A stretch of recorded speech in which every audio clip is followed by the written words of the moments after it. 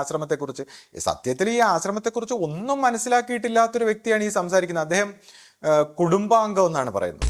പിന്നെ പരിഹസിക്കുക, ഇപ്പൊ ശ്രീകുട്ടി എന്നൊക്കെ ഇട്ട് പേരൊക്കെ ഇട്ട് പരിഹസിക്കുമ്പോൾ എന്തോ ഒരു ആനന്ദം. ശ്രീമതി ചേച്ചി, ഇപ്പൊ ഞാനൊരു വീഡിയോയിൽ ഇങ്ങനെ പറഞ്ഞു, ഇപ്പൊ സ്ത്രീകൾക്ക് ചേച്ചി എന്നൊക്കെ വിളിക്കുമ്പോൾ ഇങ്ങനെ ചോദിക്കുന്നു.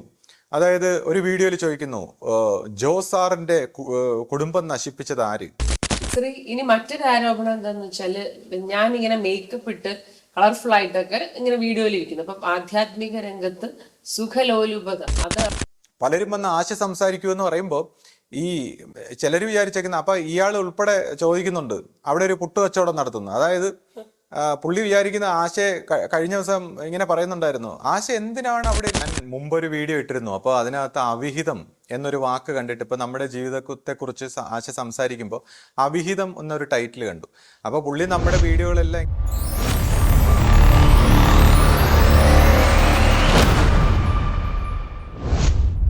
സദ്ഗുരുവേ ശരണം. എല്ലാവർക്കും ലൈഫ് ഡിവൈൻ്റെ പുതിയ എപ്പിസോഡിലേക്ക് സ്വാഗതം. ഇപ്പോൾ നമ്മുടെ ചാനലിൽ നമ്മൾ പൊതുവെ ആധ്യാത്മികമായിട്ടുള്ള കാര്യങ്ങളും ജീവിതത്തിന്റെ പോസിറ്റിവിറ്റി അതൊക്കെ എങ്ങനെ നമുക്ക് നേടാം എന്നുള്ള കാര്യങ്ങളൊക്കെയാണ്, നല്ല കാര്യങ്ങൾ മാത്രമാണ് നമ്മൾ ഇവിടെ ചർച്ച ചെയ്യുന്നത്. നമുക്ക് പഴയ വീഡിയോസ് ഒക്കെ എടുത്തു നോക്കിയാൽ നിങ്ങൾക്കത് മനസ്സിലാവും. പക്ഷെ ഇപ്പോൾ ഈ ഇടയ്ക്ക് ഒരു ചാനലിൽ ഇരുന്നുകൊണ്ട് നമ്മുടെ ആശ്രമത്തെ അധിക്ഷേപിക്കുക, നമ്മുടെ ഗുരുവിനെ അധിക്ഷേപിക്കുക, പിന്നെ വ്യക്തിപരമായിട്ട് ഞങ്ങളെയൊക്കെ വളരെ മോശമായിട്ട് അധിക്ഷേപിക്കുക, സന്യാസിമാരെ വളരെ മോശമായിട്ട് ചിത്രീകരിക്കുക, ഇങ്ങനെയുള്ള കാര്യങ്ങൾ ഇങ്ങനെ നടന്നുകൊണ്ടിരിക്കുകയാണ്. അപ്പോൾ പലപ്പോഴും കഴിഞ്ഞ വീഡിയോയിൽ പറഞ്ഞു, അവര് വളരെ വ്യക്തിപരമായ ചില കാര്യങ്ങളൊക്കെ അധിക്ഷേപിച്ചപ്പോൾ അതിന് മറുപടി പറയാമെന്ന് ശ്രീ ഇങ്ങനെ പറഞ്ഞെങ്കിലും പലപ്പോഴും ഞാൻ ചോദിച്ചു, അത് ശ്രീ എന്തായാലും മറുപടി കൊടുക്കുന്നില്ലേ എന്ന് ചോദിച്ചപ്പോഴൊക്കെ ശ്രീ പറഞ്ഞത്, അത് വേണ്ട, അതിപ്പോ അവരിങ്ങനെ അറിവില്ലാതെ അങ്ങനെ പറയുന്നു, നമ്മളത് കാര്യമാക്കണ്ട, അത് പോട്ടെ, വിട്ടുകളയാം എന്ന് പറഞ്ഞ് ഇങ്ങനെ വിട്ടുകളഞ്ഞുകൊണ്ടിരിക്കുകയാണ്. പക്ഷെ ഇപ്പോ വീണ്ടും അത് നിരന്തരം ഈ ഒരു ശല്യം ഇങ്ങനെ തുടരുകയാണ്. അതായത് വളരെ മോശമായ രീതിയിലേക്ക് കാര്യങ്ങൾ ഇങ്ങനെ കൊണ്ടുപോയിക്കൊണ്ടിരിക്കുകയാണ്. അപ്പം ഇങ്ങനത്തെ ഒരു സാഹചര്യത്തിൽ ഇപ്പോൾ വീണ്ടും അവരിങ്ങനെ പല രീതിയിലുള്ള വീഡിയോകൾ ഇറക്കിക്കൊണ്ടിരിക്കുന്ന ഒരു സാഹചര്യത്തിൽ എനിക്ക് ശ്രീയോട് ചോദിക്കാനുള്ളത്, ശ്രീ ഇപ്പോൾ എന്തെങ്കിലും ശ്രീ പറയുന്നോ അതിനെക്കുറിച്ച്? ശ്രീയുടെ അഭിപ്രായം മാറ്റിയോ? അത് എന്താണെന്നാണ് പറയേണ്ടത്. എല്ലാവർക്കും നമസ്കാരം. ഈ വീഡിയോയിൽ ഇപ്പോൾ എനിക്ക് സദ്ഗുരുവേ ശരണമെന്ന് പറഞ്ഞുകൊണ്ട് തുടങ്ങാൻ കഴിയുന്നില്ല. കാരണം നമ്മൾ സംസാരിക്കുന്ന വിഷയങ്ങൾ അത്ര വളരെ ഒരു ആധ്യാത്മിക വിഷയങ്ങളൊന്നും അല്ല, അല്ലെങ്കിൽ ഒരു പോസിറ്റീവായിട്ടുള്ള കാര്യമല്ല. കാരണം ഇതിപ്പോൾ മുള്ളുവിനെ മുള്ളുകൊണ്ട് എടുക്കുന്നത് പോലെ നമുക്ക് കുറച്ച് നെഗറ്റീവായിട്ടുള്ള കാര്യങ്ങൾ ചർച്ച ചെയ്യേണ്ട ഒരു സാഹചര്യമാണ് ഇവിടെ ഉണ്ടായിരിക്കുന്നത്. ഇപ്പം നമ്മളെക്കുറിച്ച് മോശമായ രീതിയിൽ കമൻറ്റുകളൊക്കെ ചെയ്തുകൊണ്ട് വീഡിയോ എടുക്കുന്ന ആ വ്യക്തി ചാനലിൽ വന്നിരുന്നു കൊണ്ട് നെഞ്ചും വിരിച്ച് നെഞ്ചിൽ കൈവച്ച് സദ്ഗുരുവേ ശരണമെന്നൊക്കെ പറഞ്ഞിട്ടാണ് ലോകത്തുള്ള എല്ലാ വ്യക്തികളെയും ഇങ്ങനെ അധിക്ഷേപിക്കുന്നത്. സന്യാസിമാരെയും ആശ്രമത്തെയും നമ്മളെയും അങ്ങനെ എല്ലാവരെയും അധിക്ഷേപിക്കുന്നത് ഇതുപോലുള്ള ആധ്യാത്മികതയാണെന്ന് കരുതിക്കൊണ്ടാണ് പുള്ളി അധിക്ഷേപിക്കുന്നത്. അപ്പോൾ നമ്മളെ കൊണ്ട് അത് കഴിയുന്നില്ല. അപ്പോൾ ഞാനിവിടെ സംസാരിക്കുന്ന കാര്യം, ഈ നമ്മളിപ്പോൾ നെഗറ്റീവ് പോസിറ്റീവ്, ഇപ്പോൾ ആധ്യാത്മിക രംഗത്തുള്ളവർ മനസ്സിലാക്കേണ്ടത്, ഇതുപോലുള്ള പ്രവണതകൾ ആർക്കും ശോഭനകരമല്ല. ഇതുപോലുള്ള പ്രവർത്തനങ്ങൾ വ്യക്തിഗതമായിട്ട് വരികയാണെങ്കിൽ നമ്മൾ ജീവിതത്തിൽ അതിനെ അങ്ങ് നിരാകരിക്കുന്നതും അതിനെ ഇഗ്നോർ ചെയ്തിട്ട് നമ്മൾ മുന്നോട്ട് പോവുക. ഞാനിതിപ്പോൾ എൻ്റെ വ്യക്തിഗതമായ ഒരു വിഷയമായിരുന്നെങ്കിൽ ഞാനിത് ഇഗ്നോർ ചെയ്തിട്ട് മുന്നോട്ട് പോയനെ. പക്ഷേ ഇത് വ്യക്തിഗതമായ ഒരു കാര്യമല്ല, ഇതൊരു ഡീപ്പർ ലെവലിൽ ഒരു വളരെ വലിയ ഒരു ആധ്യാത്മിക ദൈവത്തിൻ്റെതായ ഒരു പ്രകൃതിയിൽ നടക്കുന്ന ഒരു ആധ്യാത്മിക പരിണാമത്തെ അല്ലെങ്കിൽ ദൈവികമായ ഒരു കർമ്മത്തെ എതിർക്കുന്ന ഒരു കാര്യമാണ്. വളരെ പൈശാചികമായ ഒരു സ്വഭാവത്തിൽ ആ വ്യക്തി പോലും ബലിയാടുകളാണ്. ഇതുപോലുള്ള എതിർക്കുന്ന വ്യക്തികൾ ബലിയാടുകളാണ്. ഇതൊരു പൈശാചികമായ ഒരു നെഗറ്റിവിറ്റിയാണ്.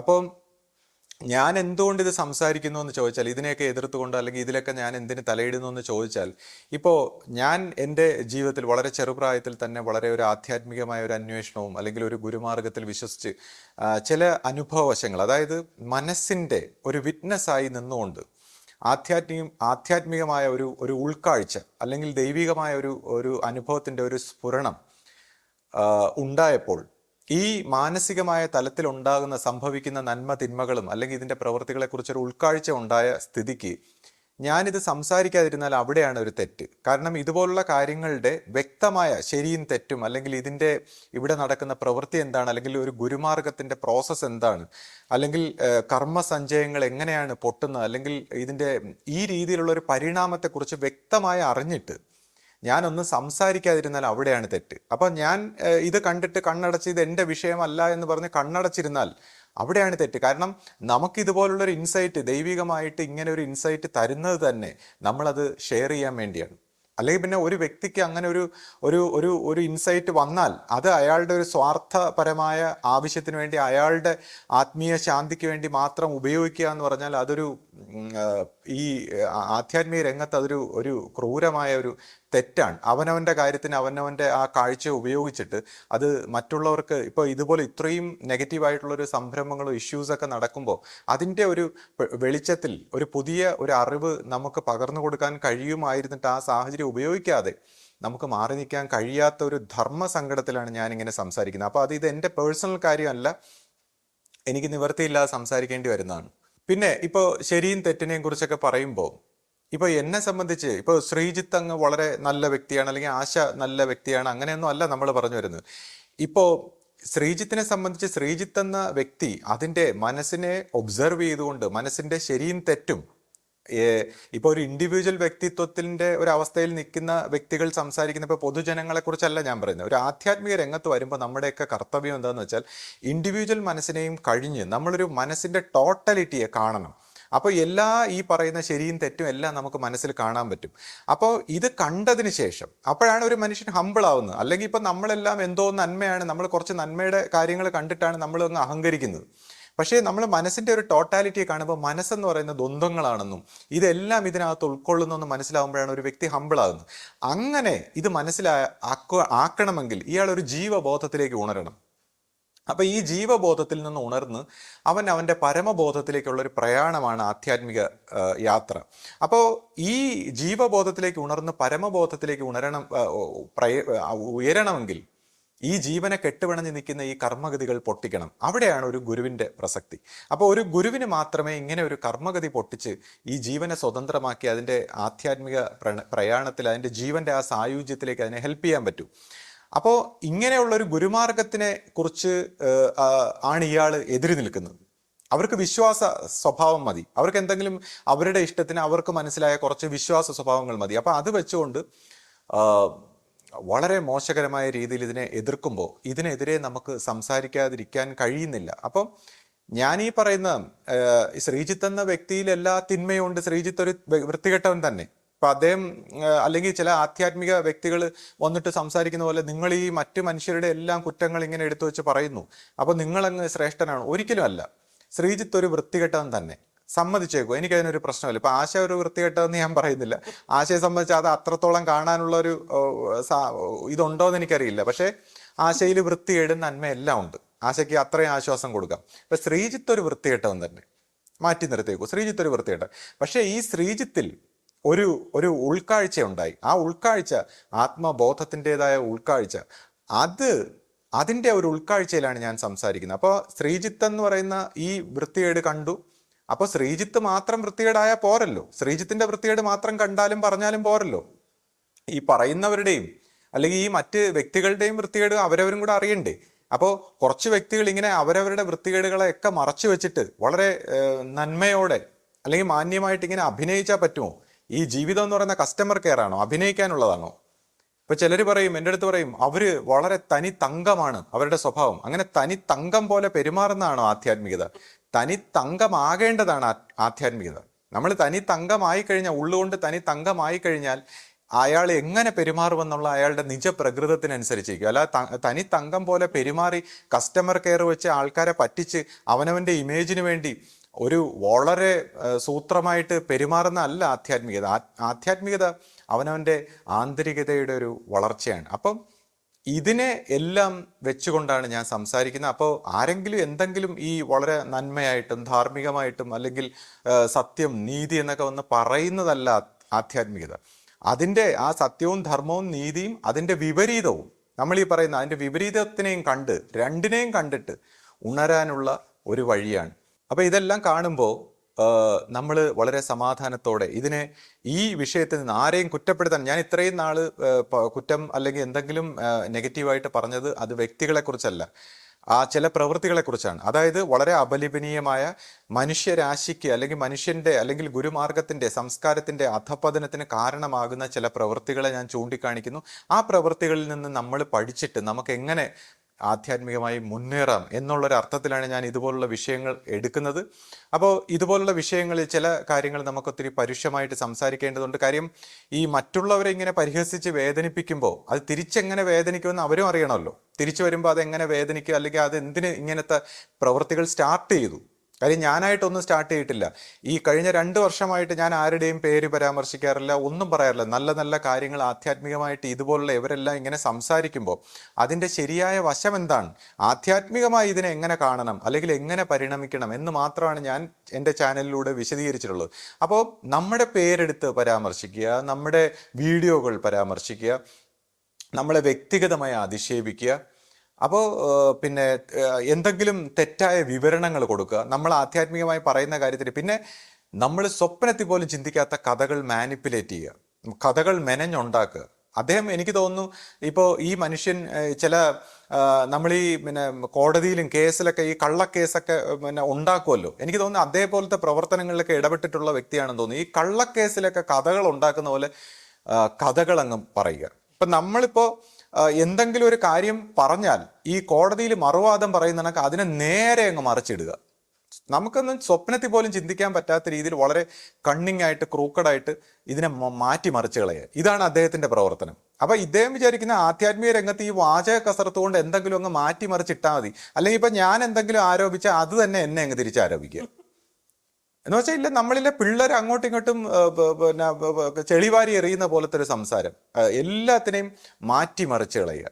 അപ്പം ഇങ്ങനെയുള്ള ഒരു പ്രകൃതത്തിൽ ഇത് അവർക്ക് മനസ്സിലാകണം. അതായത് ഞാൻ അദ്ദേഹം പറയുന്നതിന് നേരെ അങ്ങോട്ട് ഇട്ട് കൊടുക്കുന്നത്, ഞാൻ പേരും പരാമർശിച്ചിട്ടില്ല, ആരെയും പേഴ്സണലായിട്ട് ഉപദ്രവിച്ചിട്ടില്ല, ഒന്നും ചെയ്തിട്ടില്ല. അപ്പം ഇപ്പോൾ ഞാൻ നിർബന്ധിതനായിരിക്കുകയാണ്. ആശ, എന്താണ് പിന്നെ ആദ്യമായിട്ട് ഞാൻ അഡ്രസ്സ് ചെയ്യേണ്ട വിഷയം എന്താണ്? ആദ്യം ഇപ്പോ അവര് പറഞ്ഞിട്ടുണ്ട് ശ്രീയുടെ പേരിനെയാണ് കളിയാക്കിയിരിക്കുന്നത്. അപ്പം ശ്രീകുട്ടി എന്ന് പറഞ്ഞു, എന്നെ ശ്രീമതി ചേച്ചി എന്നൊക്കെ പറഞ്ഞാണ് ഇപ്പൊ നമ്മളെ വിളിക്കുന്നത്.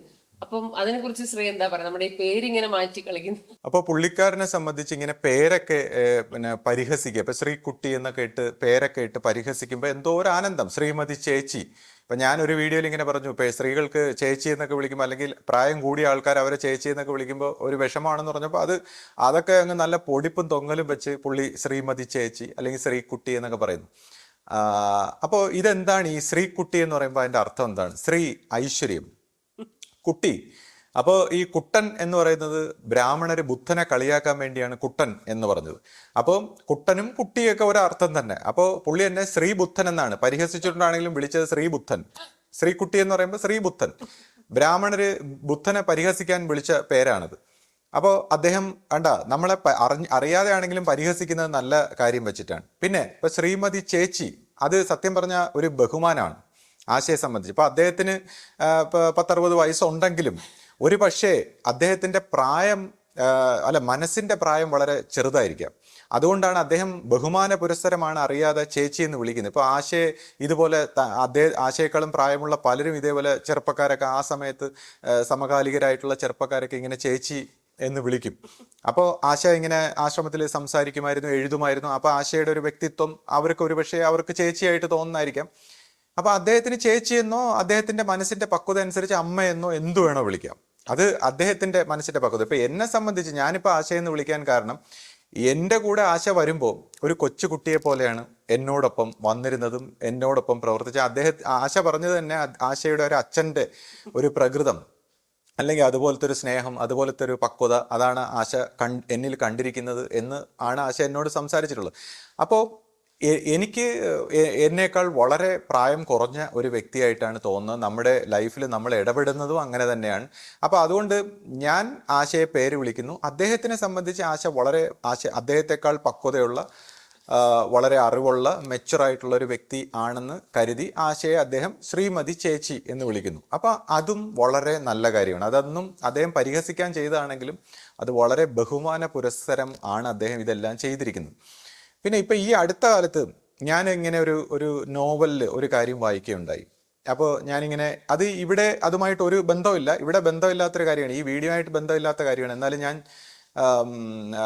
വായിച്ചൊരു കാര്യം എൻ്റെ ഓഡിയൻസിനോട് പറയുകയാണ്. അതായത് ഞാനിങ്ങനെ വായിച്ചു, അതായത് ഈ ബാബു എന്ന പേര്, അതിൻ്റെ ഒരു ഉത്ഭവം എന്താണെന്ന് ഞാനിങ്ങനെ വായിച്ചപ്പോൾ, ഈ ബംഗാളികളാണ് ബംഗാളി ബാബു എന്നിങ്ങനെ പറയും. അപ്പോൾ ബംഗാളി ബാബു എന്ന് പറഞ്ഞ് പിന്നെ പിന്നെ അത് പിന്നെ ആസാമി ബാബു അടുത്തുള്ള ഒറീസയിലുള്ളപ്പോൾ അല്ലെങ്കിൽ മറ്റ് ആ, ബീഹാറി ബാബു തൊട്ടടുത്തുള്ള സ്ഥലത്തൊക്കെ ബാബു എന്ന് ഇങ്ങനെ സംബോധന ചെയ്യാറുണ്ട്. അപ്പോൾ അത് ജെന്റിൽമാൻ എന്നുള്ള അർത്ഥത്തിലാണ് പൊതുവെ കരുതി വരുന്നത്. പക്ഷേ യഥാർത്ഥത്തിൽ അതിൻ്റെ ഹിസ്റ്ററി പരിശോധിക്കുമ്പോൾ ഈ ബംഗാളിൽ എല്ലാവരുടെയും വീട്ടിൽ മീൻ കുളം ഉണ്ടാവും. എല്ലാവരും മീൻ കഴിക്കുന്നവരാണ്. ഇപ്പൊ ഈ ബ്രാഹ്മിൺസ് പോലും, ബംഗാളിലെ ബ്രാഹ്മിൺസ് പോലും മീൻ കഴിക്കും. അപ്പോൾ അവർക്കെല്ലാം മീൻ വളരെ ഇഷ്ടമാണ്, കേരളത്തിലുള്ളവരെ പോലെ തന്നെ. അപ്പം ഈ ബാബു എന്ന് പറയുമ്പോൾ ഇവരുടെ എല്ലാം മീൻ കുളം ഉള്ളതുകൊണ്ട് ഇവർക്കൊരു ചെറിയ മീൻ നാറ്റം ഉണ്ടാവും. അപ്പോൾ ബ്രിട്ടീഷുകാർ അവരെ പരിഹസിക്കാൻ ഇട്ടതാണ്. അതായത് ബാ എന്ന് പറഞ്ഞാൽ വിത്ത്, ബൂ എന്ന് പറഞ്ഞാൽ സ്മെൽ, നാറ്റം. അപ്പോൾ വിത്ത് സ്മെൽ, നാറ്റം എന്നാണ് അതിൻ്റെ അർത്ഥം. അപ്പോൾ പിന്നെ വേറൊരു സ്ഥലത്ത് ഞാൻ വായിക്കേണ്ടത്, ഇപ്പം ചന്ദ്രൻ കാമവുമായി ബന്ധപ്പെട്ട ഒരു മൂർത്തിയാണ്. ഇപ്പം ചന്ദ്രൻ്റെ, ഇപ്പോൾ നമ്മളെ ഗ്രഹങ്ങളിൽ ചന്ദ്രൻ്റെ ഇത് നമ്മളിലുണ്ടെങ്കിൽ നമുക്ക് ഉദ്ദീപനം എന്നൊക്കെ പറയും. അപ്പോൾ ഈ പേരിലൊന്നും അർത്ഥമില്ല. ഇത് ഇപ്പം ബംഗാളിലെ പേരാണ്, അർത്ഥമാണ് ഞാൻ പറഞ്ഞത്. ബംഗാളിൽ അവർ അല്ലെങ്കിൽ ബ്രിട്ടീഷുകാർ പരിഹസിച്ചാണ്. ഇപ്പം ഈ പേരെന്നൊക്കെ പറഞ്ഞാൽ നമ്മുടെ പ്രവൃത്തി കൊണ്ടാണ് നമ്മൾ പേരിൻ്റെ അർത്ഥം. അതായത് നമ്മുടെ പ്രവൃത്തി എന്താണോ അതിലാണ് നമ്മുടെ പേരിൻ്റെ മഹിമ. അതുകൊണ്ട് ആരും ഈ പേരെന്നുള്ള ആരും വിഷമിക്കാനല്ല ഞാൻ പറഞ്ഞത്. നമ്മുടെ പ്രവൃത്തി കൊണ്ടാണ് നമ്മുടെ പേരിൻ്റെ അർത്ഥം. അല്ലെങ്കിൽ നമ്മൾ മലയാളത്തിൽ നമ്മുടെ അർത്ഥം നമ്മൾ കരുതുന്നതാണ്. പക്ഷേ ചില വ്യക്തികൾ ഈ മറ്റുള്ളവരെ പേര് പറഞ്ഞൊക്കെ പരിഹസിക്കുമ്പോൾ നമ്മൾ മനസ്സിലാക്കേണ്ടത്, അവരവർ ഇതിനെക്കുറിച്ച് അല്ലെങ്കിൽ തന്നെ ഇങ്ങനെ മറ്റുള്ള ആരെയും പരിഹസിക്കാൻ പാടില്ല. നമ്മളിത് പരിഹസിക്കുന്ന എല്ലാം നമ്മുടെ തലയിൽ തന്നെ വന്നു വീഴും എന്നുള്ളൊരു കാര്യം നമ്മൾ ഓർത്തിരിക്കണം. ഇതിനെയാണ് കർമ്മം എന്ന് പറയുന്നത്. അപ്പോൾ നമ്മൾ ലോ ഓഫ് കർമ്മ എന്താണ് നമ്മൾ മനസ്സിലാക്കണം. ഇപ്പോൾ അദ്ദേഹം ഇങ്ങനെ ചോദിക്കുന്നു, അതായത് ഒരു വീഡിയോയിൽ ചോദിക്കുന്നു, ജോസാറിൻ്റെ കുടുംബം നശിപ്പിച്ചത് ആര്? ഇപ്പോൾ ആ ചോദ്യത്തിൽ തന്നെ അതിൻ്റെ ഉത്തരവുണ്ട്. കാര്യം പിന്നെ ജോസാറിൻ്റെ കുടുംബം നശിപ്പിച്ചത് ജോസാറിൻ്റെ കുടുംബം നന്നാക്കുന്നതും ജോസാറ്.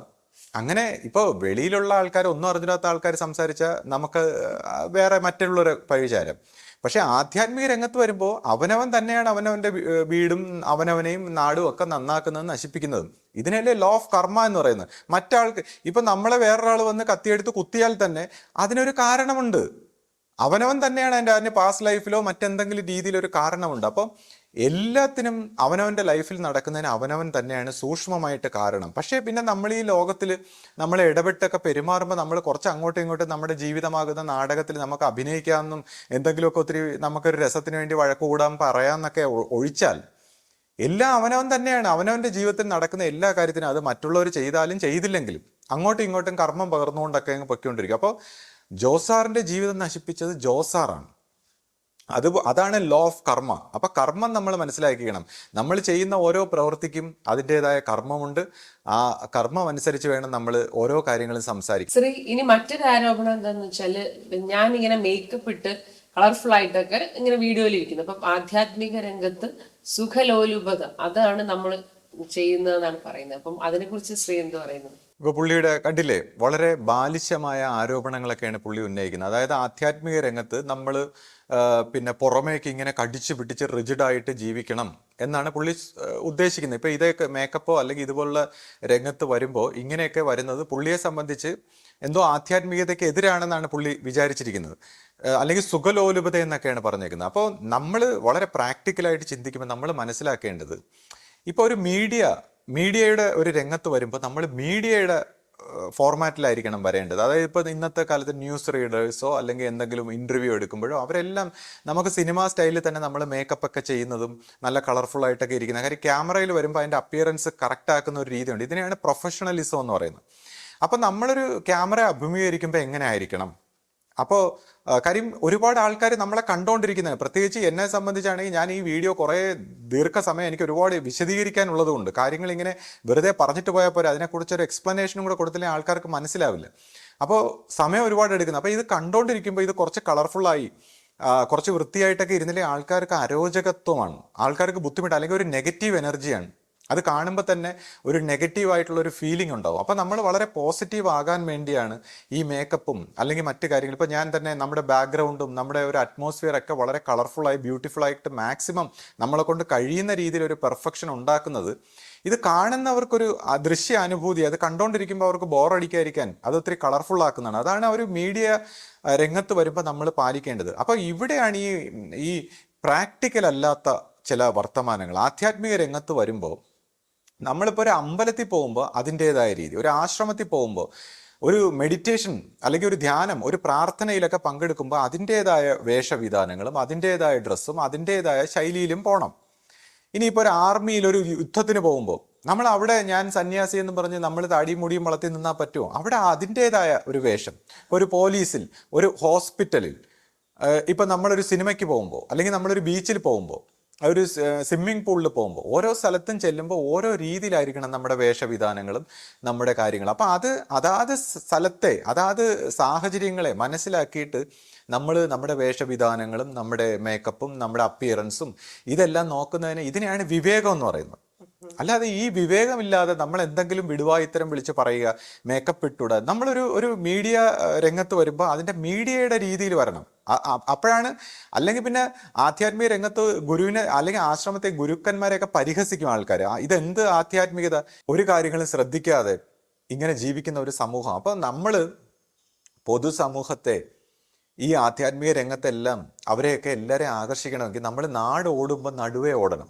അപ്പോൾ അതിൻ്റെതായ രീതിയിൽ പോയിട്ട് വേണം നമ്മൾ ഈ ആധ്യാത്മിക രംഗത്തേക്ക് പുതിയ തലമുറയെ ആകർഷിച്ച് കൊണ്ടുവരാൻ. ഇപ്പോൾ ഒരു ആശ എൻ്റെ അടുത്ത് വരുമ്പോൾ എൻ്റെ ഈ ഔട്ട്സൈഡ് അപ്പിയറൻസും എൻ്റെ ഒരു ശൈലിയൊക്കെ കണ്ടപ്പോൾ ആശ വരച്ച് ഞാൻ വളരെ ഫ്രീ ആണ്, ഭയങ്കര കൂളായിട്ട് മറ്റൊരു മോഡേൺ അപ്രോച്ച് ആണെന്നാണ് ആശ വിചാരിച്ചത്. എന്നിട്ട് ആശ വന്നിട്ട് എൻ്റെ കൂടെ കുറച്ച് ജീവിച്ചു കഴിഞ്ഞപ്പോൾ തമാശയായിട്ട് ആശ പറയും, അയ്യോ ഞാൻ വിചാരിച്ചു പുറമേക്ക് കണ്ടപ്പോൾ ഞാൻ വിചാരിച്ചു കംപ്ലീറ്റ് കൂളായിട്ടുള്ള മോഡേൺ ആയിട്ടുള്ള ഒരു വ്യക്തിയാണ്. പക്ഷേ ആത്മീയതയുടെ അങ്ങേ അറ്റം ഇത് മുക്തി മോചനം എന്നൊക്കെ മാത്രം പറയുന്ന ഒരു വ്യക്തിയാണ്. അതായത് ആശ ഇങ്ങനെ തമാശയ്ക്ക് പറഞ്ഞതാണ്. അതായത് എന്നെ സംബന്ധിച്ച് ഇവിടെ മനസ്സിന്റെ തലത്തിലാണ് ഞാൻ, പുറമേക്കുള്ളതല്ല. പുറമേക്കുള്ളത് ഗുരു നമ്മുടെ ആശ്രമ സ്വഭാവത്തിൽ ആദ്യകാലങ്ങളിൽ നമ്മളെ പഠിപ്പിച്ചു. ചിട്ടവട്ടങ്ങളും മറ്റു കാര്യങ്ങളും പുറമേക്ക് സൂക്ഷിക്കാനുള്ള കാര്യങ്ങൾ ഗുരു നമ്മളെ ട്രെയിൻ ചെയ്തു. കാര്യം അപ്പോൾ എന്നെ സംബന്ധിച്ച് മനസ്സിന്റെ കാര്യത്തിനാണ് ഞാൻ ഇമ്പോർട്ടൻസ് കൊടുക്കുന്നത്. അപ്പോൾ ഇവിടെ നമ്മളിപ്പോൾ എന്തെങ്കിലും വഴക്കോ എന്തെങ്കിലും കാര്യങ്ങളൊക്കെ ഉണ്ടാകുമ്പോൾ ഞാൻ പറയുന്നത് മനസ്സിൽ ഒരു വളരെ സെൻസിറ്റീവായിട്ട് വളരെ ശ്രദ്ധയോടുകൂടി ഓരോ ചിന്തകളും ഇമോഷനും അല്ലെങ്കിൽ ഓരോ സംസാരത്തിലും എങ്ങനെ ശ്രദ്ധിക്കണം എന്നൊക്കെയാണ് ഇവരുടെ അടുത്ത് പഠിപ്പിക്കുന്നത്. അപ്പോൾ അവർ പറയും എന്ന് വെച്ചാൽ അതിൻ്റെ ഒരു കർമ്മദോഷം, നമ്മൾ ഇന്നത് ചെയ്താൽ ഇതൊരു ദോഷമാണ്, ഇങ്ങനെ ചെയ്തുകൂടാ, അല്ലെങ്കിൽ അങ്ങനെ ചെയ്തുകൂടാ, അങ്ങനെ പറഞ്ഞുകൂടാ, അല്ലെങ്കിൽ ആൾക്കാരെ ഇൻസൾട്ട് ചെയ്തുകൂടാ, ഇങ്ങനെയൊക്കെ പറഞ്ഞുകൊണ്ട് നമ്മളിങ്ങനെ പറയുമ്പോൾ അവർ പറയുന്നു ഇത് അങ്ങേ അറ്റത്ത് ആത്മീയത ഒരു ഇതുമില്ല. എന്നാൽ പുറമേക്ക് മറ്റ് ചെറിയ ചെറിയ കാര്യങ്ങളെല്ലാം ഫ്രീഡം ഉണ്ട്. അപ്പോൾ ഈ പുറമേക്കുള്ള കാര്യങ്ങൾ ഒരു തുടക്കം മാത്രമാണ്. അപ്പോൾ ഗുരു ഇപ്പോൾ പലരും എൻ്റെ അടുത്ത് പറയും ഈ പണ്ട് പറഞ്ഞുകൊണ്ടിരുന്ന കാര്യങ്ങൾ മതി. ഇപ്പം ഇയാൾ തന്നെ പറയുന്നു നമ്മുടെ ഗുരു നമ്മളെല്ലാം പഠിപ്പിച്ചിട്ടുണ്ട്, ഗുരു പറഞ്ഞത് മതി എന്നൊക്കെ പറഞ്ഞ് അയാൾ ഇങ്ങനെ സംസാരിക്കുന്ന കേൾക്കാം. അപ്പോൾ ഇവിടെ ഗുരു തന്നെ പറഞ്ഞിട്ടുണ്ട്, ഞാനിത് ഇപ്പൊ മാനവരാശി എന്ന പുസ്തകത്തിലാവട്ടെ ഗുരു പല സ്ഥലങ്ങളിൽ ഇങ്ങനെ പറഞ്ഞു വന്നിട്ട് ഗുരു പറയും ഇപ്പൊ ഇതുവരെ പറയാൻ പറ്റൂ, ഇനി ഈ തലമുറയിൽ ഈ പരമ്പരയിൽ ബാക്കി കാര്യങ്ങൾ അറിയിക്കും. അപ്പോൾ നമ്മൾ ഇന്ന് കേൾക്കുന്ന മാത്രമല്ല, ഇനി ഈ തലമുറയിൽ എന്തെല്ലാം കാര്യങ്ങൾ ഇനി ഗുരു അറിയിക്കാനിരിക്കുന്നു ഗുരുക്കന്മാരിലൂടെ. അപ്പം അതൊരു തുടക്കം മാത്രമായിരുന്നു. അല്ലെങ്കിൽ അന്ന് സംസാരിച്ചുകൊണ്ടിരുന്ന അതുപോലുള്ള കാര്യങ്ങൾ ഇനി പുതിയ തലമുറയിൽ പുതുതായിട്ട് വരുന്നവരുടെ പറയാൻ പറ്റൂ. പഴയ ആൾക്കാരെല്ലാവരും അവരത് മടുത്തിട്ട് പോലും പലരും പറയും അത് തന്നെ പറഞ്ഞാൽ മതി, ആ രീതിയിൽ തന്നെ സംസാരിച്ചാൽ മതി എന്നിങ്ങനെ പലരും എന്നോട് പറയും. അപ്പോൾ ആ രീതിയിൽ സംസാരിച്ചിട്ടാണല്ലോ ഇത്രയും നെഗറ്റീവ് ആയിപ്പോയത്. കാര്യം ആ രീതിയിൽ സംസാരിച്ച അന്നത്തെ കുറച്ച് സ്കോളേഴ്സ് ആയിട്ടുള്ള ആൾക്കാരൊക്കെ പറഞ്ഞത് കേട്ട് ആ കാര്യങ്ങൾ പഠിച്ചിട്ടാണല്ലോ ഇങ്ങനെ ഗുരുവിനെ തന്നെ സംശയിക്കുന്ന ഒരു രീതിയിലേക്ക് നമ്മൾ എത്തിച്ചത്. അപ്പം ആ രീതിക്ക് എന്തോ കുഴപ്പമുണ്ട്. ആ ഔട്ട്സൈഡിന്റെ ആ ഒരു തലത്തിൽ നിന്നാൽ പോരാ, ഇനി മനസ്സിന്റെ തലത്തിലുള്ള ഒരു പ്യൂരിഫിക്കേഷനും മനസ്സിനെ വിറ്റ്നസ് ചെയ്യാനും ഒബ്സർവ് ചെയ്യാനും മനസ്സിന്ന് മോചനം നേടാനും പഠിച്ചാൽ മാത്രമേ ഇനി അടുത്ത തലത്തിലേക്ക് പരിണമിക്കാൻ പറ്റൂ. അപ്പോൾ അല്ലെങ്കിൽ നമുക്കിപ്പോൾ ആ ഒരു തലമുറയിൽപ്പെട്ട എല്ലാവർക്കും മടുത്തു, ഒരു സമയം കഴിയുമ്പോൾ മടുത്തു, ഇനി എന്ത്, അല്ലെങ്കിൽ ഇനി എന്ത് എന്നുള്ള രീതിയിൽ പരിണമിച്ചില്ലെങ്കിൽ സൈക്കോളജിക്കൽ പ്രോബ്ലം ആയിട്ട് ഇങ്ങനെ ഒരു ജീവിത നൈരാശ്യം പോലെ ബോറടിച്ച് നിൽക്കാം. അപ്പോൾ അടുത്ത തലമുറയിൽ നമുക്കൊരു മനസ്സ് കിട്ടി, ആ മനസ്സ് വെച്ച് എല്ലാവരെയും അങ്ങ് വിലയിരുത്തി കളയാം, എല്ലാവരെയും അങ്ങ് പഠിപ്പിക്കാം, തിരുത്താം, അല്ലെങ്കിൽ ഞാൻ മനസ്സിലാക്കിയാണ് ശരി, അങ്ങനെയല്ല.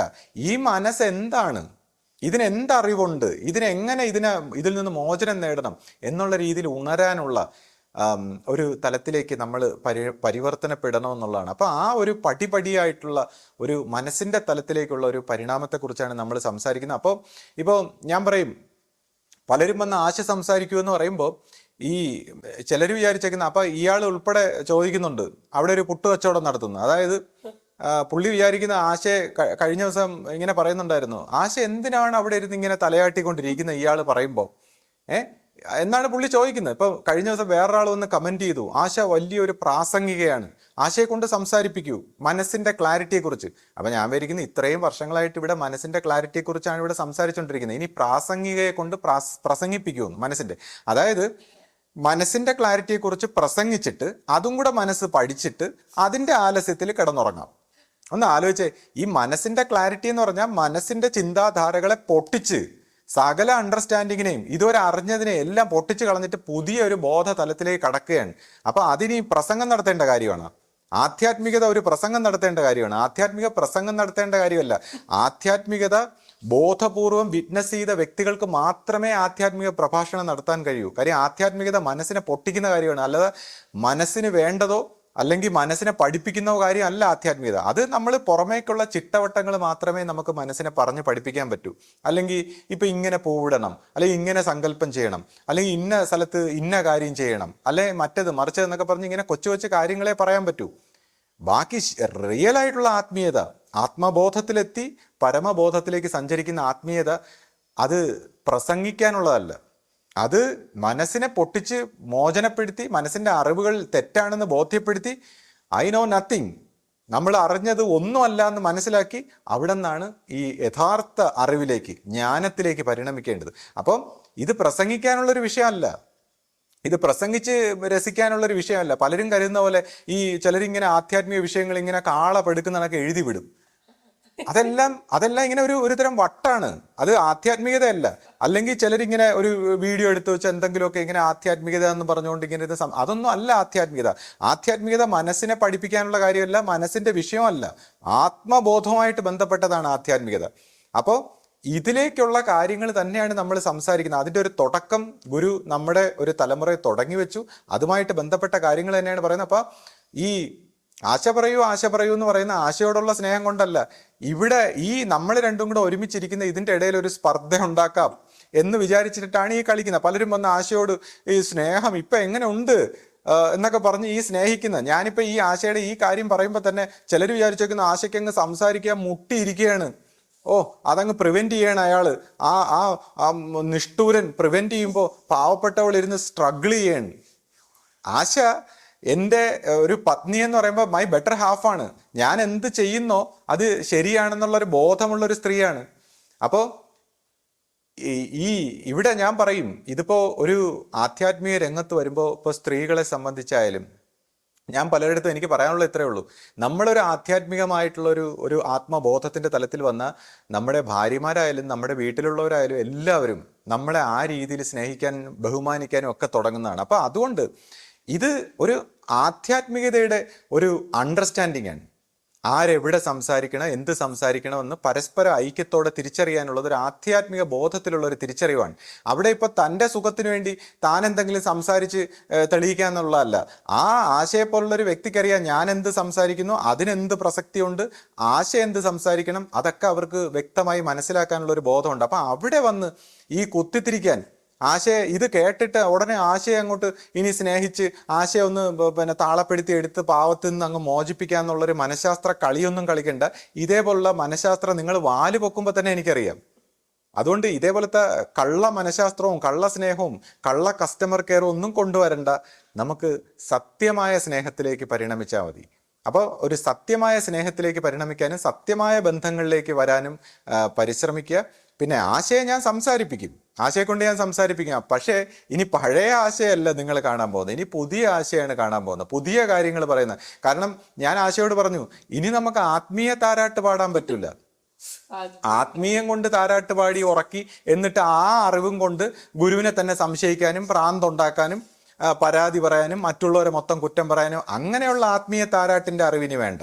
ഇനി ആത്മീയം കൊണ്ട് മനസ്സിനെ പൊട്ടിക്കുന്ന അറിവ് മതി. എന്നിട്ട് മനസ്സിനെ പൊട്ടിച്ച് സ്വതന്ത്രമാക്കി ജീവബോധത്തിൽ ഉണർന്ന് സ്നേഹം വന്ന് ആ സ്നേഹം കൊണ്ട് സകലരെയും സ്നേഹിക്കാനും സ്നേഹിക്കപ്പെടാനും. എന്നിട്ട് ആത്മീയത എന്ന് പറയുമ്പോൾ ആ ആത്മബോധത്തിൻ്റെ സ്നേഹവും ബഹുമാനവും, അല്ലാതെ കസ്റ്റമർ കെയറിൻ്റെ കള്ളത്തരവും അങ്ങ് പെരുമാറി തനി തങ്കം പോലെ പെരുമാറാനുള്ള ആ കള്ളത്തരമല്ല ആത്മീയത. പിന്നെ അദ്ദേഹം പറയുന്നു പിന്നെ എന്തുകൊണ്ട് ഇങ്ങനെ ഇരുന്ന് തലയാട്ടിക്കൊണ്ട് അവിടെ ഇരിക്കുന്നു.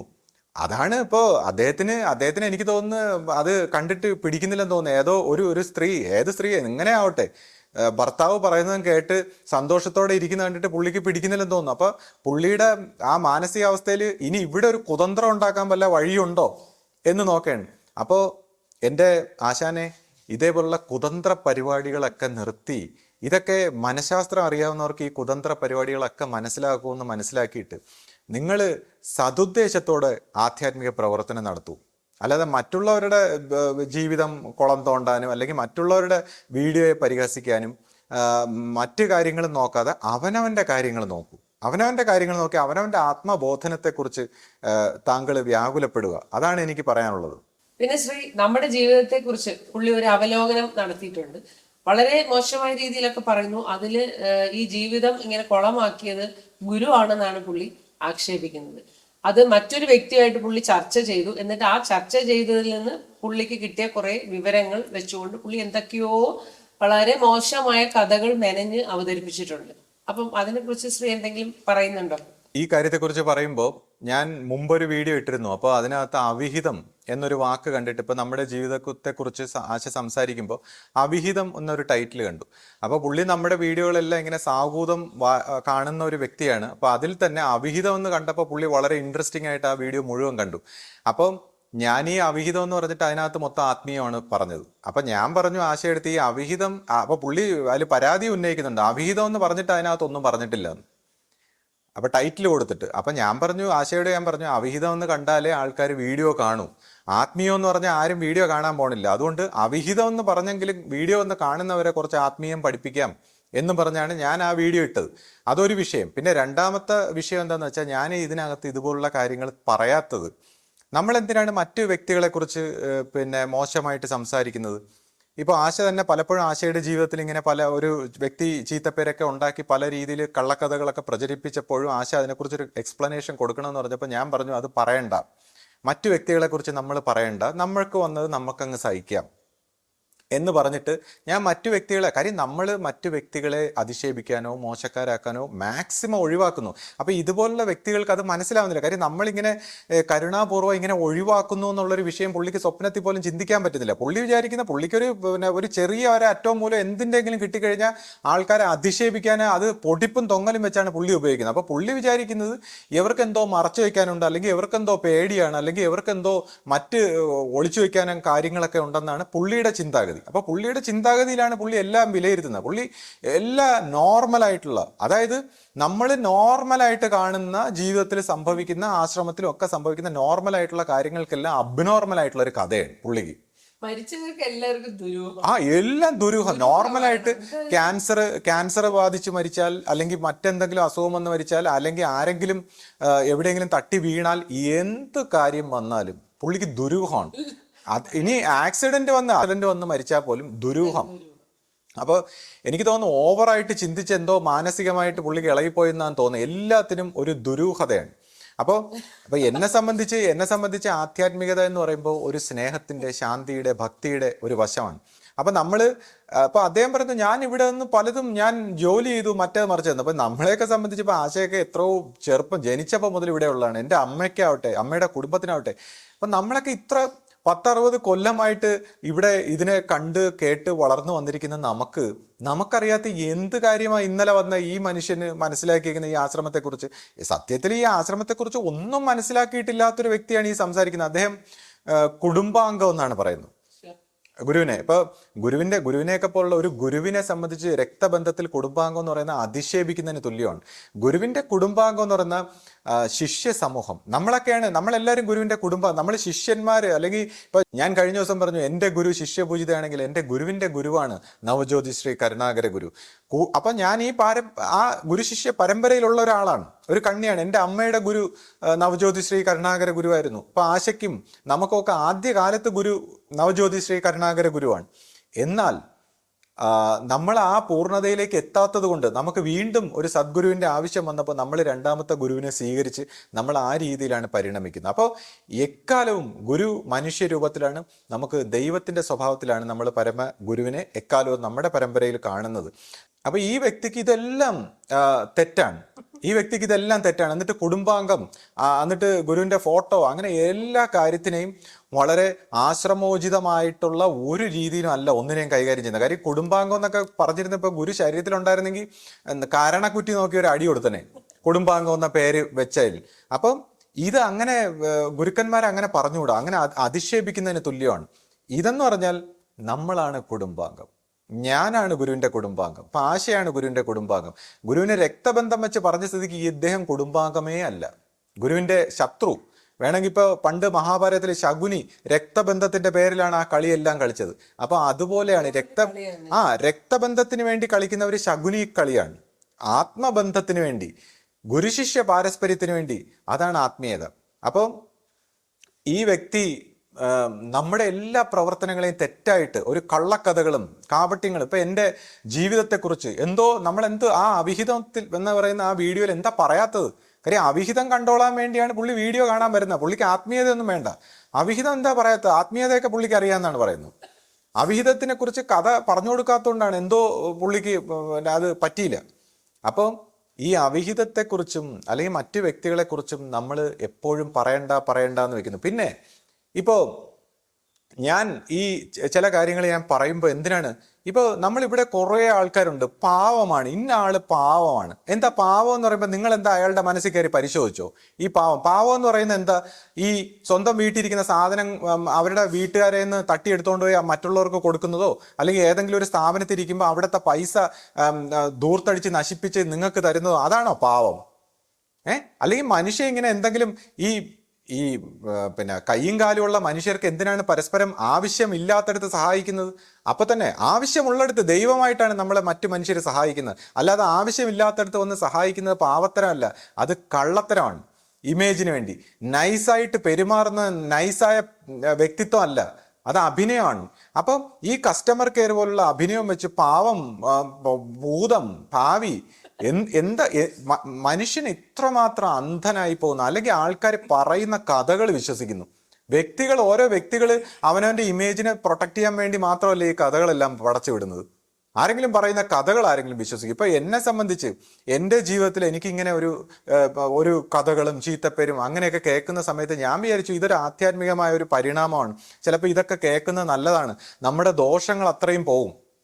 കൂടാതെ നമ്മൾ ഈ വേൾഡിൽ നിന്ന് മാറി നമ്മുടെ ഒരു ദൈവികമായ വേൾഡിലേക്ക് പോകാൻ ആഗ്രഹിക്കുമ്പോൾ നമ്മൾ വിചാരിച്ചു ഇവിടെ നമുക്ക് വ്യാപരിക്കാനായിട്ട് ഇനി ഒന്നും വേണ്ട, നമുക്കതൊരു സമാധാനമായി, ചിലപ്പോൾ അങ്ങനെ ആവട്ടെ എന്ന് പറഞ്ഞ് നമ്മളൊന്നും ആരുടെ എക്സ്പ്ലെയിൻ ചെയ്യാനോ പറയാനോ ഇന്ന് വരെ ഒന്നിനും എക്സ്പ്ലെയിൻ ചെയ്യാനും കഥകൾ പറയാനും പോയിട്ടില്ല. അപ്പോൾ ഇതുപോലുള്ള വ്യക്തികൾ കള്ളക്കഥകളും പല കാര്യങ്ങളും പറയുന്നു. ഇപ്പൊ അവസാനം ഞാൻ കേട്ടത് ഗുരുവിന്റെ തലയിൽ കൊണ്ടുവച്ചേക്കും.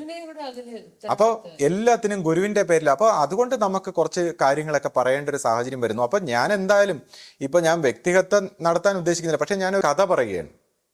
ഒരു കഥാപാത്രത്തിന് ആ കഥയിലൂടെ നമ്മൾ ചില കാര്യങ്ങൾ മനസ്സിലാക്കാൻ വേണ്ടി, അല്ലാതെ ഞാൻ ഈ യഥാർത്ഥ വ്യക്തികളെ കുറിച്ച് ഞാനൊന്നും പറയുന്നില്ല, പക്ഷെ കഥ. അപ്പോൾ ഒരു ആധ്യാത്മിക കേന്ദ്രത്തിൽ ഒരു ജീവിക്കുന്ന വ്യക്തി. അപ്പോൾ ചെറുപ്പക്കാർ പലരും ഈ ബോയിങ് എന്ന് പറയുന്ന സിനിമ ഒരുപാട് പേരെ ചെറുപ്പക്കാരെ വഴിതെറ്റിച്ചിട്ടുണ്ട്. അപ്പൊ ഈ ബോയിങ് കണ്ടിട്ട് എന്ത് കള്ളത്തരവും പറയാം ജീവിതത്തിൽ, മറ്റുള്ളവരുടെ അടുത്ത് എന്ത് കള്ളത്തരവും പറഞ്ഞ് എന്ത് സ്ത്രീ വിഷയവും അഭിനയിക്കാം, എന്നിട്ട് ജീവിതത്തിലും എന്ത് കള്ളത്തരവും പറയാമെന്ന് വിചാരിച്ച കുറെ ചെറുപ്പക്കാരുണ്ട്. ആധ്യാത്മിക രംഗത്ത് ഇഷ്ടപ്പെടാത്ത കുറെ ചെറുപ്പക്കാർ എന്ത് കള്ളത്തരവും ജീവിതത്തിൽ പറയാം. കള്ളത്തരമാണ് ഇപ്പൊ ഈ പറയുന്ന ഈ ചാനലിൽ വീഡിയോ എടുക്കുന്ന വ്യക്തിയും വിചാരിക്കുന്ന എന്ത് കള്ളത്തരവും പറയാം.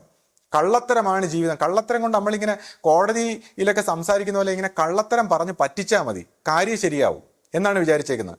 അപ്പോൾ ആ ബോയിങ് സിനിമ പോലെ ജീവിക്കുന്ന കുറച്ച് ആൾക്കാരുണ്ട്, കുറേ ചെറുപ്പക്കാർ ആ കാലഘട്ടത്തിലുള്ളവർ.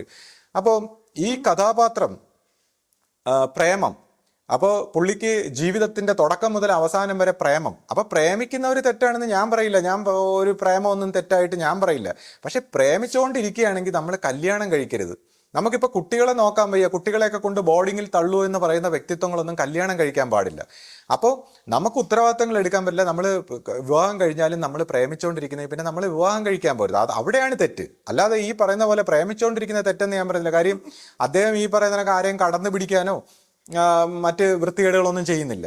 അദ്ദേഹം ഒരു പ്രേമിയാണ്, പുള്ളിയും പ്രേമിക്കാനായിട്ട് കുറെ ആൾക്കാരുണ്ട്. അപ്പം അപ്പൊ ഇതുപോലുള്ള കഥ, ആ കഥയിലുള്ള വ്യക്തി പല പ്രേമങ്ങൾ വിവാഹശേഷവും, അപ്പോൾ ആ വിവാഹം നടക്കുമ്പോൾ അദ്ദേഹത്തിന്റെ ആത്മീയ കേന്ദ്രത്തിലുള്ള അദ്ദേഹത്തിന്റെ ആത്മീയ ആചാര്യൻ പറഞ്ഞു, ഞാനൊരു മൂകസാക്ഷിയാണ്. അദ്ദേഹത്തിന്റെ ആ കഥാപാത്രത്തിന്റെ അച്ഛനോട് പറഞ്ഞു, ഞാൻ ഈ വിവാഹത്തിനൊരു മൂകസാക്ഷിയാണ്. അപ്പോൾ ആ മൂകസാക്ഷിയായിട്ടിരുന്ന ആ വിവാഹത്തിൽ വീണ്ടും പ്രേമ നാടകങ്ങൾ ഇങ്ങനെ തുടരുന്നു. ചില സമയത്ത് ഹൈദരാബാദിൽ പോകുന്നു, അല്ലെങ്കിൽ ചില സ്ഥലത്ത് വേറൊരു സ്ഥലത്ത് പോയി മറ്റുള്ളവരുടെ കൂടെ താമസിക്കുന്നു, അങ്ങനെ തിരിച്ചു വരുന്നു. അപ്പോൾ പ്രേമങ്ങൾ ഇങ്ങനെ നിരന്തരം നടന്നുകൊണ്ടേയിരിക്കുന്നു. അങ്ങനെ അവർ തമ്മിൽ പിന്നീട് അങ്ങനെ പല കാരണത്തിൽ ഇപ്പോൾ ഈ അതിനകത്തും ഇതുപോലുള്ള ആ കഥയിൽ ഒരു പയ്യൻ, ആ പയ്യൻ വന്നപ്പോൾ ആ പയ്യൻ ഇതേപോലെ NFB പോലുള്ള ഒരു സ്ഥലത്തൊക്കെ ചെല്ലുമ്പോൾ ഒരു സ്ത്രീയുമായിട്ട് ഇദ്ദേഹത്തിൻ്റെ ഒരു പെൺകുട്ടിയുമായിട്ടുള്ള ബന്ധം കാണുന്നു. അപ്പോൾ അങ്ങനെയൊക്കെ വന്നപ്പോൾ ആ പയ്യനെയും ചേർത്ത് ഒരു കഥ ഇദ്ദേഹം ഉണ്ടാക്കുന്നു. എന്നിട്ട് ആ പയ്യനെ കൊണ്ട് ഭാര്യയെ വിളിപ്പിച്ച് ഭാര്യ ഇവിടെ ഒരു പിണക്കത്തിനുള്ള കാരണം ഉണ്ടായി. എന്തുകൊണ്ടാണ്? ആ പിണക്കം രാത്രി അർദ്ധരാത്രി ഇങ്ങനെ ഫോൺ ചെയ്തുകൊണ്ടിരിക്കുന്നു, നിരന്തരം ഏതോ സ്ത്രീയെ വിളിച്ച് ഫോൺ ചെയ്യുന്നു. ഏതോ ഒരു ഭർത്താവ് ഗൾഫിലുള്ള സ്ത്രീയെ ഒരു സ്ഥലത്ത് വീട് വാങ്ങിച്ച് താമസിപ്പിക്കുന്നു. അവിടെ രാത്രി കാലങ്ങളിൽ നാട്ടുകാരോട് സഹോദരൻ എന്ന് പറഞ്ഞിട്ട് അവിടെ പോയി താമസിക്കുന്നു. നൈറ്റ് ഡ്യൂട്ടിയാണ് എന്ന് പറഞ്ഞ് താമസിക്കുന്നു.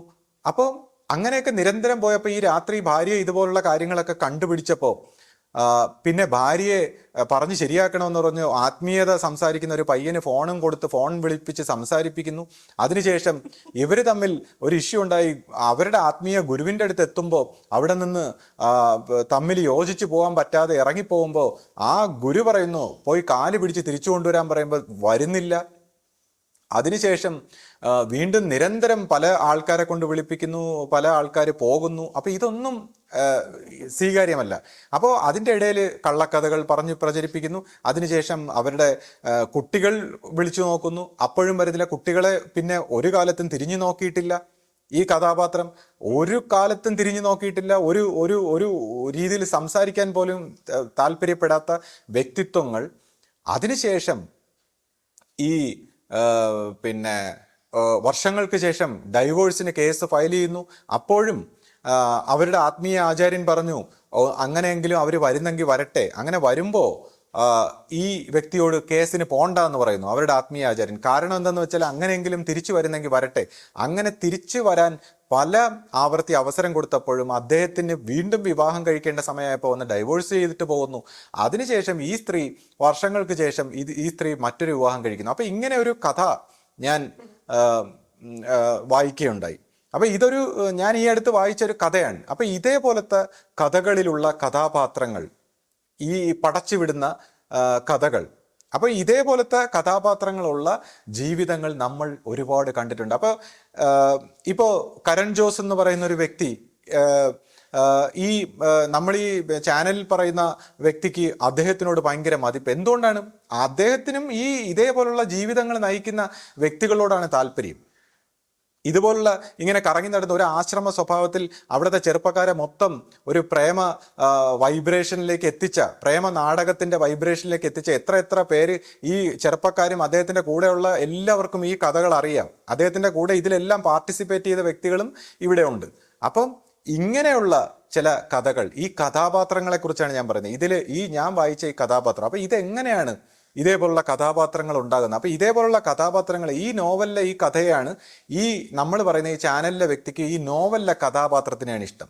അദ്ദേഹം ഈ നോവൽ വായിച്ചിട്ട് ഈ കഥാപാത്രത്തിനോട് വളരെ സ്നേഹമുള്ളതായിട്ട് ആ ചാനലിൽ സംസാരിക്കുന്നുണ്ട്.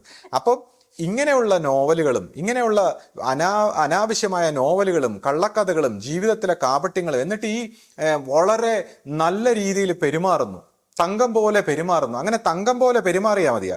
ആത്മീയത തങ്കം പോലെ പെരുമാറുന്നതല്ല, ആത്മീയത തങ്കം പോലെ ആയി മാറണം. തങ്കം പോലെ ആയി മാറുന്നവൻ ചിലപ്പോൾ തങ്കം പോലെ പെരുമാറിയെന്ന് വരില്ല. അവൻ്റെ ഉള്ളിലാണ് ആ തങ്കത്തരം ഇരിക്കുന്നത്. എന്നിട്ട് അവൻ്റെ കൂടെ ചുറ്റുവട്ടത്തുള്ളവരുടെ അടുത്താണ് ആ തങ്കത്തരം കാണിക്കുന്നത്. അല്ലാതെ വെളിയിൽ പോയി ലോകത്തിനെ പറ്റിച്ച് ആ തങ്കത്തരം കാണിക്കാനല്ല നടക്കുന്നത്. അപ്പം ഇതെല്ലാം മനസ്സിലാക്കിയിട്ട് ഞാൻ ഇത്തരം ഒരു സാഹചര്യത്തിൽ എൻ്റെ ജീവിതത്തെക്കുറിച്ച് ഞാൻ ആരടുത്തും പറയാൻ ആഗ്രഹിക്കുന്നില്ല. എൻ്റെ ജീവിതത്തിൽ എന്ത് നടന്നു അല്ലെങ്കിൽ എന്താണ്.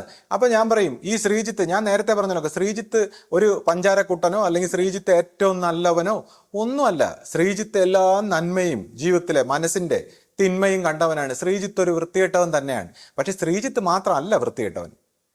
എല്ലാവരും ആ വൃത്തികേട്, അവനവൻ്റെ എല്ലാ വൃത്തികേടും അറിഞ്ഞിട്ട് ഈ തനി തങ്കത്തരവും ഈ തനി തങ്ക പെരുമാറ്റവും ഇതെല്ലാം മനസ്സിലാക്കിയിട്ട് പാവം എന്ന് പറയണം. അവിടെയാണ് കമ്പാഷൻ. ഞാനത് മനസ്സിലാക്കിയിട്ട് പാവം എന്നാണ് പറയുന്നത്.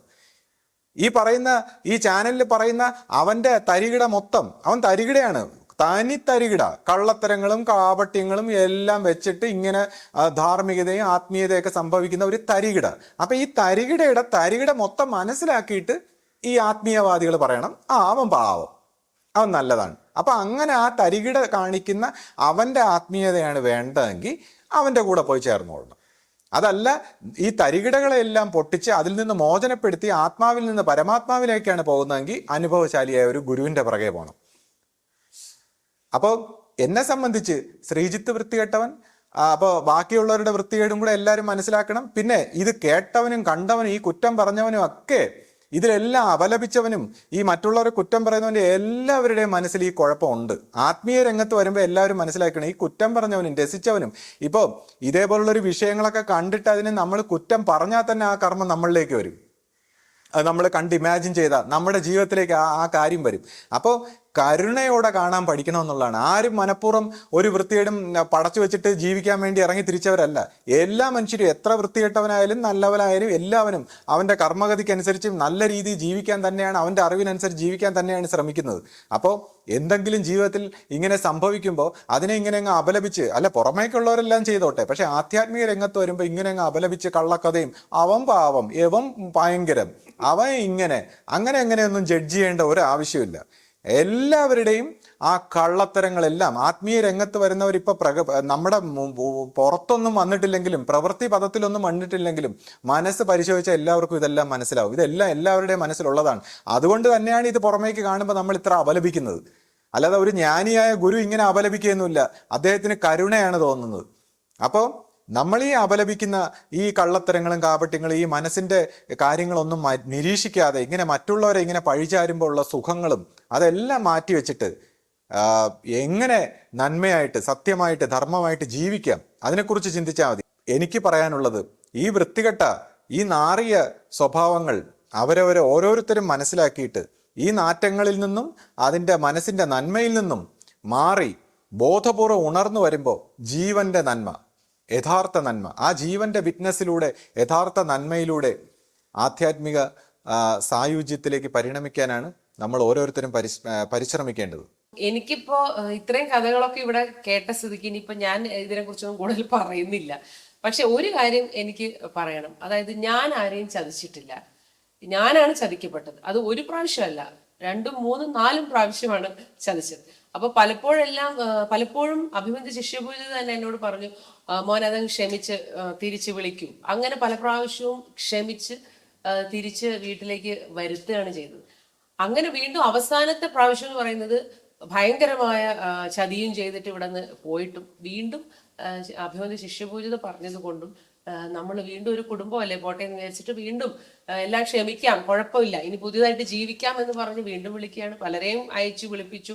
ഞാൻ തന്നെ നേരിട്ട് അവരുടെ വീട്ടിൽ ഫോൺ ചെയ്ത് അവരുടെ അമ്മയോടൊക്കെ സംസാരിച്ചപ്പോൾ എന്നെ ചീത്ത വിളിക്കുകയാണ് ചെയ്യുന്നത്. മാത്രമല്ല എൻ്റെ മക്കളും ഞാനും എല്ലാവരും കൂടി വീണ്ടും വിളിച്ചു ഒരവസരം കൂടെ. അപ്പോൾ അയാളുടെ ഒരു സുഹൃത്തിനെ കളഞ്ഞിട്ട് വരാൻ പറ്റില്ല, അത് പറ്റില്ല. അപ്പോൾ അങ്ങനെ പറഞ്ഞ ഒരു അവസരത്തിലാണ് നമ്മൾ ഈ ഒരു ഡൈവോഴ്സും കാര്യങ്ങളൊക്കെ നടന്നത്. മറ്റുള്ളവർ പറഞ്ഞു നടക്കുന്ന കഥകളെ കുറിച്ചൊന്നും എനിക്ക് ഒന്നും പറയാനില്ല, ഞാൻ അതിനെക്കുറിച്ച് പറയുന്നുമില്ല.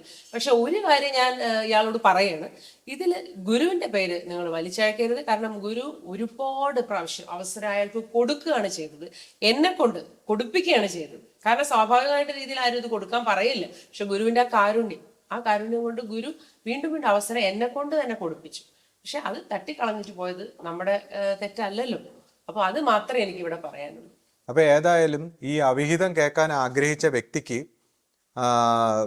അവിഹിതത്തിനെ കുറിച്ച് കുറച്ച് കാര്യങ്ങളും പിന്നെ അവനവന്റെ മനസ്സിൽ നടക്കുന്ന അവിഹിതം, അതിപ്പോ പുറത്ത് പ്രവൃത്തിയായിട്ട് വരണമെന്നൊന്നുമില്ല, ഓരോരുത്തരുടെയും മനസ്സിൽ നടക്കുന്ന അവിഹിതങ്ങളും വിഹിതങ്ങളും എല്ലാം മനസ്സിലാക്കി എല്ലാവർക്കും ഈ മനസ്സിൻ്റെ നന്മയും തിന്മയും എല്ലാം തിരിച്ചറിഞ്ഞ് മനസ്സിൻ്റെ പൂർണ്ണമായ ഒരു കാഴ്ച, അതായത് മനസ്സിനെ സമ്പൂർണ്ണമായിട്ട് കാണണം, അസത്യത്തിൻ്റെ പൂർണ്ണ രൂപം കാണണം. ആ മനസ്സിൻ്റെ എല്ലാ തിന്മകളെയും നമ്മൾ കണ്ട് നമ്മുടെ മനസ്സിൽ ഈ ലോകത്ത് നമ്മൾ കാണുന്ന എല്ലാ തിന്മയും എല്ലാ നന്മയും ഉള്ള ഈ മനസ്സിൻ്റെ ആ കള്ളത്തരം കണ്ട് സത്യമായ ആത്മീയതയിലേക്ക്, ബോധത്തിലേക്ക്, ആത്മബോധത്തിലേക്ക് പരിണമിച്ച് പോകാൻ നമുക്ക് കഴിയണം.